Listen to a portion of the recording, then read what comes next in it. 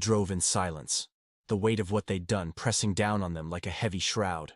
Jack's hands gripped the steering wheel tightly, his knuckles white as he navigated the dark streets, his mind racing with a million thoughts. They had killed a man. There was no erasing that, no way to undo it. And worse than that, the man they had killed was supposedly a relative of a made guy from their own area.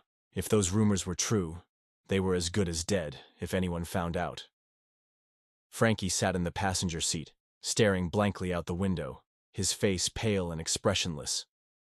He hadn't said a word since they left the apartment. Jack didn't blame him.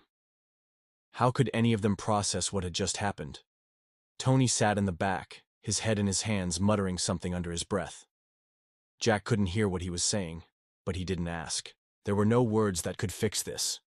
"We need to stash the gun," Frankie finally said, his voice hoarse. "We can't keep it." "I never fired a shot," Tony finally responded. He had been silent throughout most of his episode.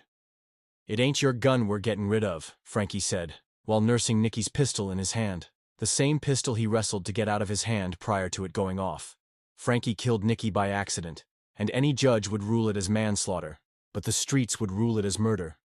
Jack nodded. "We'll ditch it in the East River. No one will find it there." They drove to the river in silence, the weight of what they had done settling deeper with every mile.